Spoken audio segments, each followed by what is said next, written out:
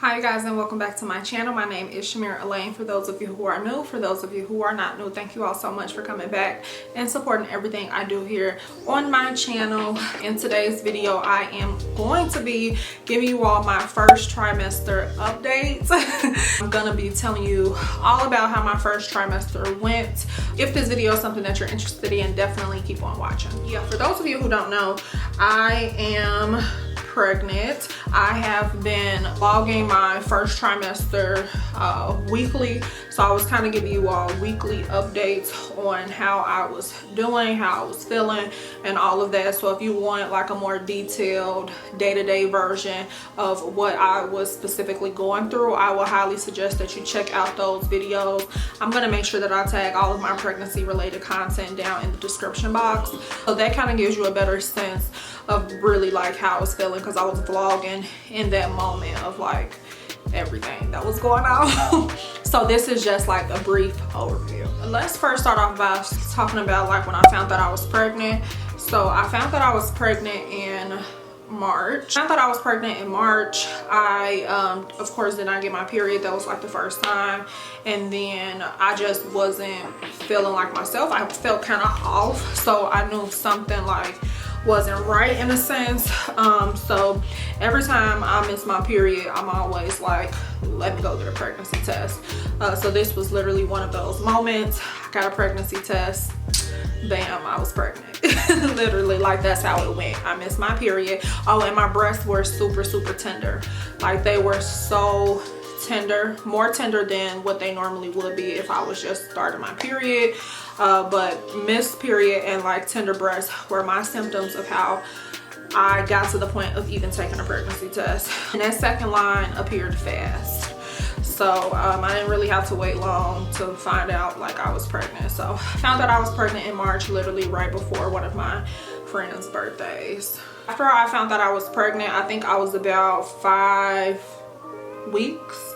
I was very early. I was like 5 weeks. Crazy enough, I had suffered a miscarriage in November of the previous year, so I was kind of like on edge about everything because I was also 5 weeks when I found that I was pregnant in November. So I was just I don't know, I like when you suffer a miscarriage, it's kind of hard to like be excited about like another pregnancy because you just never know like what's gonna happen.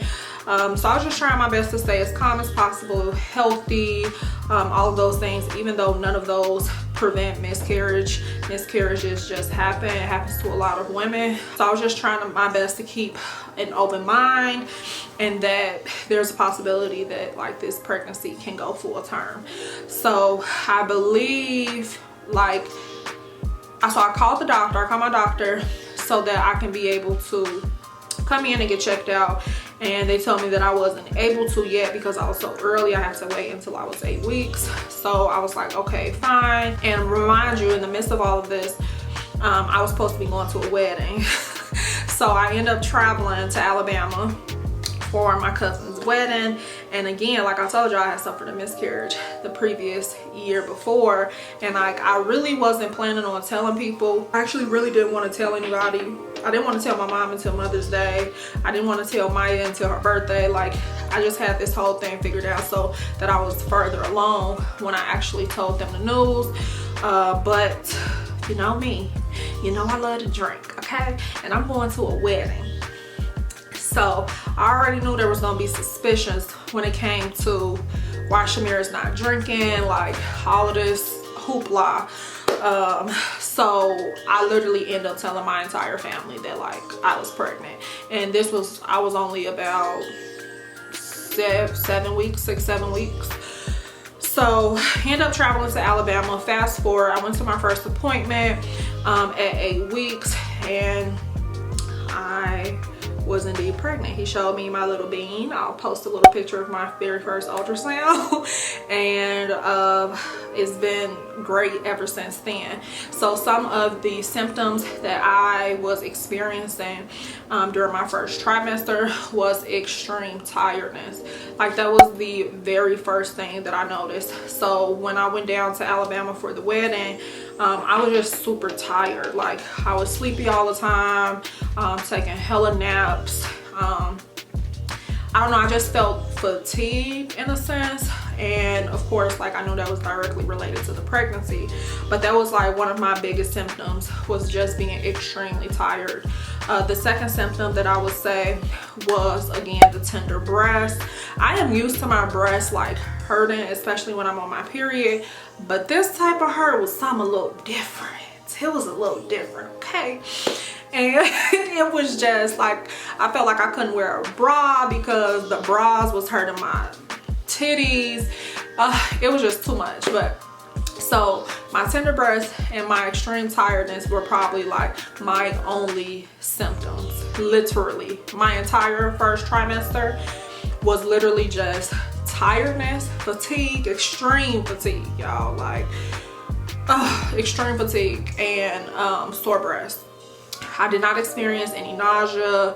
I didn't experience like none of that. No morning sickness, none of that. So I am forever grateful for that, because I know a lot of women that do, but there was none of that on my side. And then I can say, I know a lot of people were asking me when like I first found out I was pregnant, if I was having like any cravings and stuff like that. I wouldn't say that I was directly craving anything. I just knew that I was eating more. I was eating more than like I normally would. So that was pretty much that. So I didn't have any, actually, now that I think about it, the only real craving that I had during my first trimester was sub sandwiches. And I know they say you're not supposed to eat sub sandwiches. I still did, honestly, but I was eating Subway sandwiches probably every single week.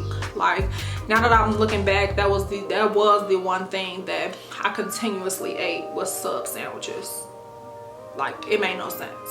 And then the other thing that I have on here, I wouldn't say that this is necessarily just a first trimester thing. I feel like it kind of prolongs over the course of pregnancy, was frequent urination. So they say like when you're pregnant, everything is like compiled onto your bladder, or like presses down on your bladder, and you have to pee more often. So I was literally going to the bathroom literally like every hour, every 30 minutes to an hour, especially if I was fully hydrating myself, like drinking the amount of water and liquids that I was supposed to. I was going to the bathroom quite frequently. So that was the other symptom that I have down as well. I also did want to mention, I have it on here because it's just so funny to me, but it was, I won't say it's like a symptom, but it was something that I was experiencing during my first trimester. Was like, I was having these super like vivid dreams. Before I was pregnant, I was not really a person that had dreams a lot. Like, I had to be extremely tired to have a dream. But once I got pregnant, like, I was having dreams all the time, and they were like weird as hell. Like, I was having some super weird vivid dreams. Like, I can't even think of some that I have now. You go back and watch my pregnant weekly vlogs, you will see what I'm talking about. Like, I think I'll talk about 2 of the vivid dreams that I had. Like, they just be crazy, okay? Like, they just be crazy. So that was the other thing that I was experiencing. Now that I've talked about all of my symptoms during my first trimester, I do want to talk a little bit about my daily lifestyle habits. So the first thing that I made sure to do was to continue my workout routine. I am very active in the gym, and I knew that during my pregnancy I wanted to remain active in the gym, so I literally did just that. So I think twice a week I went to a strength training class. I just felt like that was a lot easier than me going into the gym and like trying to figure out workouts to do on my own, especially now that I was pregnant. Even though I wasn't that far along, I didn't want to have to research any workouts to do. Like, I just wanted to be told what to do. So I did go to 2 workout classes with my mom, actually, my first trimester, literally every single week. So that was more like strength training and things like that, which I found to be super helpful, because it was a lot of squats, it was a lot of arm work, back work, shoulder work, like everything, abs, like the whole 9. So I did that twice a week, and I also had a trainer once a week. So with my trainer, I would do like a bunch of different stuff. So sometimes it would be cardio, sometimes it would be strength training. It just depended on what we were working on that week. Total, I would say I worked out about like 3 to 4 times a week during my first trimester. again, which is very normal for me. I feel like it helped a lot with my energy because like I told y'all before, like pregnancy just had me very tired, so that extra workout really helped boost my energy levels. Okay, let's going on to the second one, eating out versus cooking from home. Eating out versus cooking at home. I told y'all I was eating a lot more, and I feel like I had a balance. I would say like eating out was probably weighing a little more on the scale versus like me actually cooking at home. I try to always keep it like that anyway. I don't feel like much changed from before I was pregnant as far as like my eating habits went. Like I was still eating out. If I did eat out, it wasn't like something too outrageous. Like I told y'all, I was eating sandwiches. Like I wasn't going and having like all of these like hamburgers and like all of that type of stuff, but I was eating out and I was cooking at home. So I do feel like there was somewhat of a balance of both. It is crazy because when I was cooking at home for breakfast, I would literally make the same thing every single morning. Like, and I never got tired of it. So my breakfast was always consistent. I always made sure to eat breakfast to feed me and the little one, and then lunch and dinner was always like up in the air on whether or not I was eating out or cooking dinner. And that leads me into my third daily lifestyle, was working, because essentially I was, what do they call it, like I was only going into the office 1 day a week, and the remaining days of the week I was working from home. So typically on that one day that I went to work, that was usually my day that I ate out, and then for the following days I usually like cooked at home or something like that. So that was pretty clutch on my end, just being able to work remotely for a majority of the time, because like I told y'all, I was extremely tired. So just being able to lay down and take a nap when I needed to and things like that really came in handy. I want to circle back to the food part really quick because I did want to talk about like coffee consumption or like things that you should and shouldn't eat and so forth, because I feel like so many people try to tell you the things that you shouldn't eat, the things that you should eat, like all of these different research articles and stuff like that. Because I can say that for a little minute I was still drinking coffee. It wasn't as much as I was drinking before I was pregnant. I think you can only drink about 8 ounces. That's what they say. Okay, that's what they say. But I was still drinking coffee. Again, it wasn't as much as I normally would.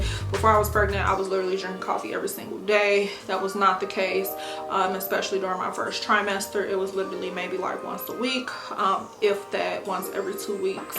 And I was still consuming it. And then I remember, it is in one of my vlogs, I ended up eating sushi. Forgot how many weeks I was, and then I saw that sushi is like one of those things that you're not supposed to eat, so I just completely cut it out. Like I just didn't want to take the risk at all. So, and I wasn't particularly craving sushi, and it really didn't taste that good, so it worked out in my favor as well.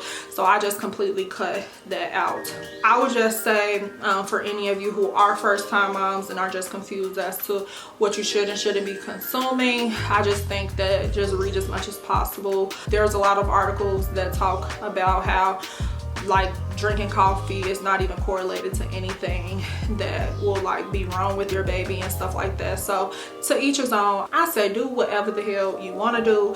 There are women out there who literally drink wine and smoke weed during their pregnancy. So to each his own. Whatever you feel most comfortable with. It is your pregnancy, it is your body, it is your baby. Do what you want to do. So now we talked about my symptoms, my daily lifestyle. I do want to talk about my doctor's appointments, because this for me was not what I expected, I guess, it's just not what I expected when it came to like pregnancy and stuff like that. So like I told y'all in the beginning, I had my first doctor's appointment at 8 weeks, where they had my first ultrasound. Now I had this doctor, I hadn't had him for that long, so he was a white male. I hadn't had him for that long, but during that first initial doctor's appointment, like I just wasn't feeling it. Like we didn't have a connection, and I felt like I was being rushed. And to feel like you're being rushed during your very first appointment of being pregnant, it just, I don't know, I kind of felt like a little bit unsupported or just like unheard in a sense. There were like so many things going through my head at that moment that I wasn't able to like thoroughly communicate. One, because there wasn't a connection, and I felt rushed. Like, it's like you're going through this new experience, and you have this doctor, this person who is supposed to help you through that experience, and they just completely like toss you to the side. Like, that's how I felt. So of course I said, I'm not coming here anymore. And I switched my doctor. So I literally changed my doctor, I changed the location, I changed everything, and I ended up choosing, because I was able to choose my doctor, a black OBGYN who I absolutely love. So I'm super glad that I made that transition onto a different OBGYN. So that is one thing that I would definitely say, if you don't feel comfortable with your doctor, especially during your pregnancy, because this is a very vulnerable moment, a chance for you to learn and understand what's going on, I would definitely recommend switching, because that's what I did. So I switched doctors, and from there, like, it's been great ever since. Now, in addition to that, I ended up getting a doula. Now, the reason that I ended up getting a doula was because I wasn't really a fan of how far apart the doctor's appointments were. Now, even though I really liked my doctor and she was like always informative, I like felt like we were like close, you know, well, feel like, because she's still my doctor. I just didn't like how far apart the appointments are. So like, you know that, well, if you don't know, your doctor's appointments are literally like a month apart. So during that month, you have all of these questions, you have all of this stuff that you're probably experiencing that you want to talk to your doctor about, and you don't want to have to wait until your next appointment to like go over those things. And I personally just didn't like always turning to Google, because it just be a mix of stuff on Google. So I felt like in the beginning I was going on Google, or I was asking other moms or other people that I knew that was pregnant that may have been experiencing the same thing, but I decided that I wanted the next best thing to a doctor, someone I can contact at any point in time. I could literally text her right now to ask her about something that I may be experiencing.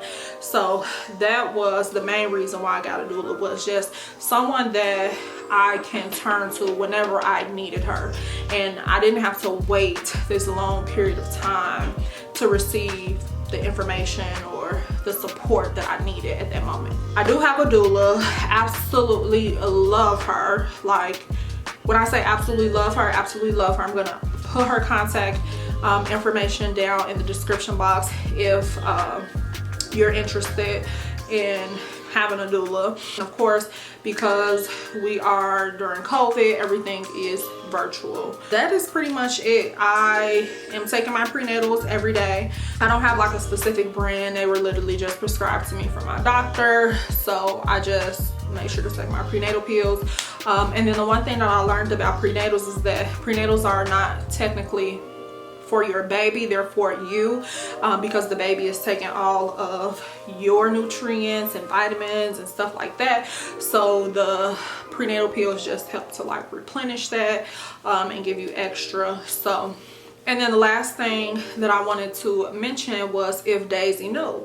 Those of you who have been tuned in to my channel, you know that I have a dog, Daisy, and a lot of people have been asking me like if she knows that I'm pregnant, and to be honest, I don't really know. Daisy has always been a super cuddly dog. She has always been very like attached to me, so I don't really know if she knows that I'm pregnant or not. I feel like as I get bigger, she'll definitely start to know, but I feel like right now she's still very clingy, so it's hard for me to tell. So once I come back on my second trimester update, I'll let y'all know if anything has changed. But yeah, you guys, that is pretty much it for this video. It wasn't too much, but I definitely wanted to share my experience with you all for the first few weeks, first few months I'll definitely make sure to include some pictures. Follow me on Instagram because I also post a lot of my pregnancy photos and things like that on there. Thank y'all so much for tuning into this video. I will link all of my pregnancy related videos